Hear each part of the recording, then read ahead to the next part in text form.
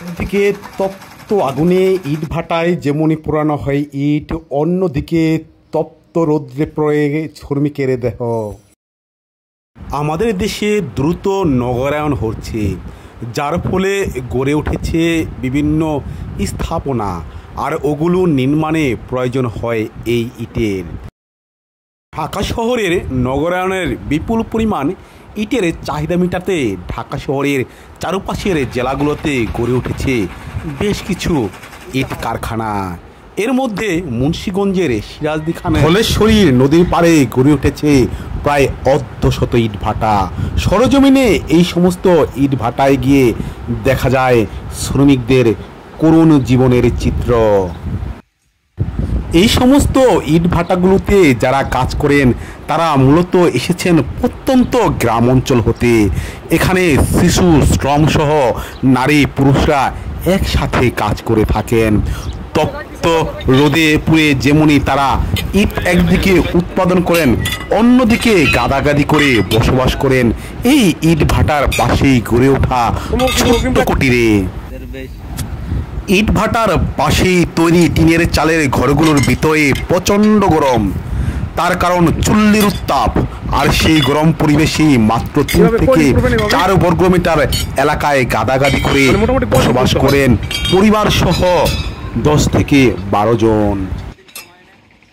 পুরা রান্না হ্যাঁ 20 দিন লাগবে। এই 20 দিনে এইটাই পুরা পারিব? হ্যাঁ, তাই না? 20 দিনে আগে 10 লাখ মাল করব। 10 লাখ? ও মানে একবার 20 দিন লাগে চলাছেন, 20 দিনে আমরা 18-20 লাখ টাকা মারি হয়েছে। ভর্তি থাকবে, আগুন কোনো নেবা নেবি নাই। ভর্তি থাকবে, ভর্তি থাকবে। এই ভর্তি থাকবে খালি। মানে দেখি এটা ইট ঘুরতে আছে। হ্যাঁ, এটা ঘুরতে আছে। ওই যে নিচে ওইদিকে আইছে না? হ্যাঁ, এবার ওই মাটিটা ঘুরতে থাকবে। ওদের ভিতরে ইট ঘুরতে আছে আর আমরা আগুন দিতে আছেন, এই তো?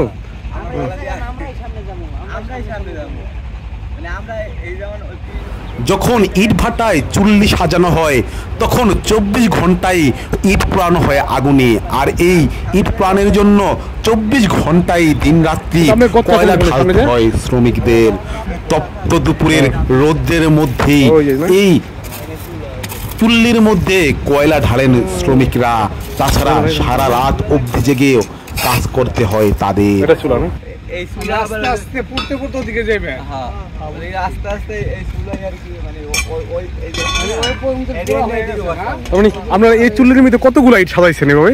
এভাবে আর কি প্রতি মানে পুরো এইতে 1 চক্করে আমি 10 লাখ মাল দাও। 10 লাখ ইট সাজাইছেন। এই 10 লাখ ইট আপনারা হাঁটবেন আর পড়বেন, 20 দিন লাগবে, আগাবেন আর পড়বেন। হ্যাঁ, বুঝতে পারছি।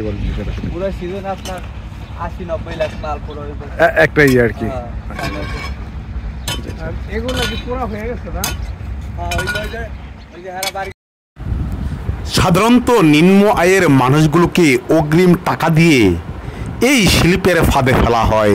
শুধু প্রাপ্তবয়স্ক না, শিশুরাদেরও ফাঁদে ফেলে এখানে কাজ করতে বাধ্য করা হয়। নিম্ন আয়ের মানুষগুলো টিকে থাকার জন্য ন্যূনতম সম্বলটুকু প্রয়োজনে তারা কাজ করেন এখানে। হিট অ্যালার্টের মধ্যেই তপ্ত রোদে কাজ করে এই সমস্ত শ্রমিকরা। কাজ করতে গিয়ে অনেকেই অসুস্থ হয়ে পড়েন, শ্বাস প্রশ্বাসের জটিলতা তৈরি হয়, কিন্তু তারা কাজ বন্ধ করে দিতে পারেন না, কিংবা তাদের বেঁচে থাকার কোনো উপায় নেই, তাই কাজ করতে হয় অসুস্থ শরীর নিয়েই। 24 ঘন্টা এরকম করবে আর কি। এই 24 ঘন্টায় কেমন আগুন দিতে হবে? ওরে বাবা, 24 ঘন্টা শক্তি দিতে হবে। এই আগুনটা 24 ঘন্টায় খাওয়া দিতে হবে, মানে 24 ঘন্টা পড়লে এটা পুরো হয়ে যাবে আর কি। তাদের শ্রমের কোনো পরিধি নেই। 8 ঘন্টা কেন, তাদের কাজ করতে হয় কোনো সময় 24 ঘন্টায়। কম বেতন হওয়া সত্ত্বেও কাজ হারানোর সংখ্যায় কোনো দাবির আওয়াজ তোলেন না তারা। দশকের পর দশক ধরে এভাবেই কাজ করে চলছেন শ্রমিকরা। নিজের অধিকার বুঝে নেওয়ার কথা জানেন না তারা, কেবল জানেন এই টাকাই পেট চলে তাদের। বাঁচতে হলে কাজ করতে হবে, তাই বাঁচার তাগিদে কাজ করে চলেছেন তারা যুগের পর যুগ ধরে। এত পরিশ্রমের কাজ করে ইটভাটার শ্রমিকরা জীবন চালালেও এই শ্রমিকদের বছরের 5 থেকে 6 মাসের অধিক কাজ থাকে না।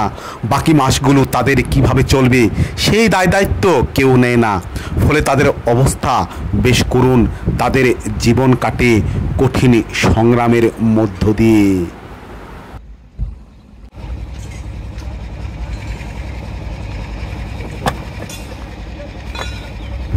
ডেস্ক নিউজ, বিক্রমপুর চিত্র।